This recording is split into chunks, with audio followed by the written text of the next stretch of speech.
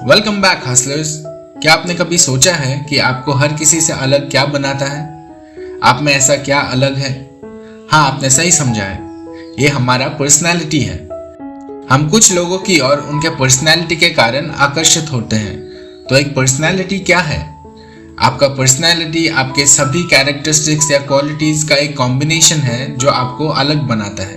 एक अच्छी पर्सनैलिटी वाला व्यक्ति हमेशा आकर्षित, मनपसंद, दिलचस्प, कॉन्फिडेंट और भरोसेमंद होता है। हमारे पसंद और नापसंद का कॉन्सेप्ट ब्रांडों पर भी लागू होता है और हम ब्रांड्स को हमेशा उनके पर्सनैलिटी से जज करते हैं। कंपेटिटिव मार्केटिंग के इस दुनिया में ब्रांड पर्सनैलिटी को समझना बहुत इंपॉर्टेंट हो गया है, क्योंकि ये एक मार्केटर के लिए कैंपेन आइडियाज, ट्रेडमार्क और टैगलाइंस के बारे में सोचना आसान बना देता है।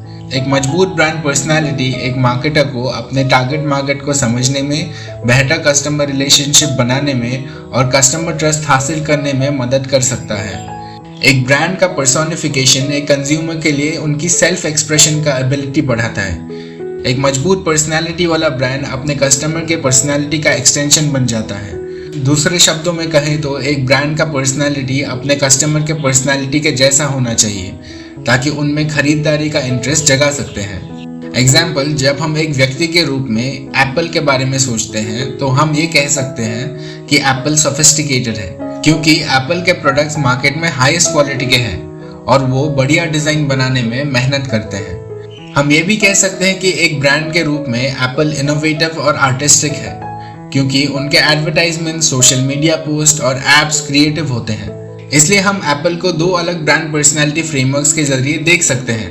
नंबर 1, एकर के ब्रांड पर्सनैलिटी डिमेंशंस और नंबर 2, कार्ल युंग के ब्रांड आर्केटाइप्स।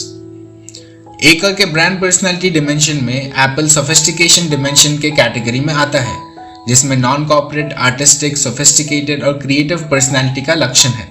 युंग के ब्रांड आर्केटाइप के अनुसार एप्पल एक आर्टिस्ट और एक रूलर का कॉम्बिनेशन है, जहां आर्टिस्ट आर्केटाइप ज्यादा डोमिनेंट है और इसलिए एप्पल में इमेजिनेटिव, क्रिएटिव, आर्टिस्टिक, विजनरी और इनोवेटिव जैसे गुण हैं। रूलर आर्केटाइप एप्पल में भी मौजूद है, क्योंकि ये टेक्नोलॉजी स्पेस पर राज करती है। दोनों फ्रेमवर्क्स एप्पल के लिए सही है और दोनों फ्रेमवर्क्स के ज्ञान से मार्केटर्स अपने advertising campaigns, taglines, logos, brand का कलर, ब्रांड का वॉइस और अन्य मार्केटिंग और ब्रांडिंग स्ट्रैटेजीज को तय करने के लिए इस्तेमाल करते हैं। अब एकर के ब्रांड डिमेंशन और युंग के ब्रांड आर्केटाइप्स के बारे में और थोड़ा चर्चा करेंगे। ब्रांड पर्सनालिटी में एकर के डिमेंशंस हैं एक्साइटमेंट, सिंसियरिटी, रगेडनेस, सोफिस्टिकेशन और कॉम्पिटेंस। इन 5 डिमेंशंस को उनके पर्सनालिटी के गुणों में आगे फिर से डिवाइड किया जाता है।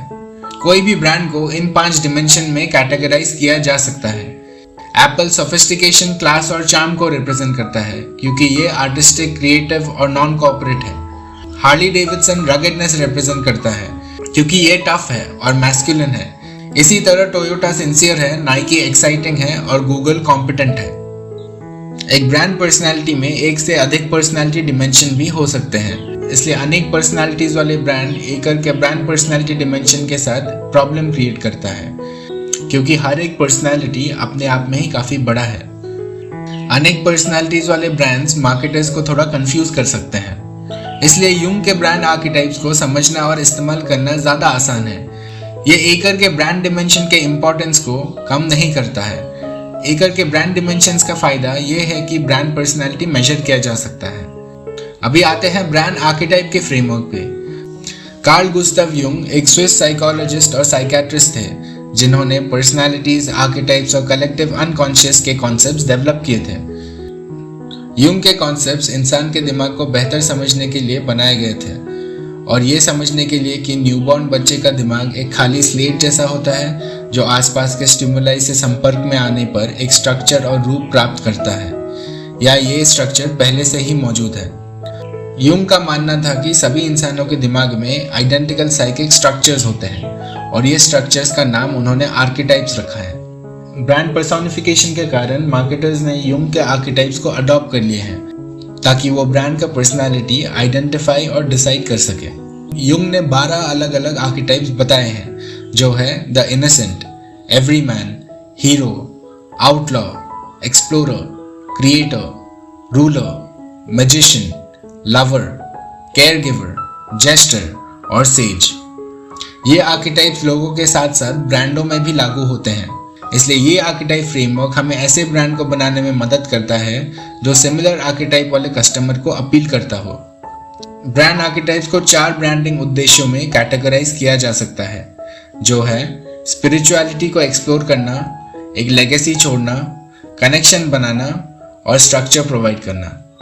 हम अगले लेसन में आर्किटाइप्स के बारे में और चर्चा करेंगे। Thank you and keep hustling.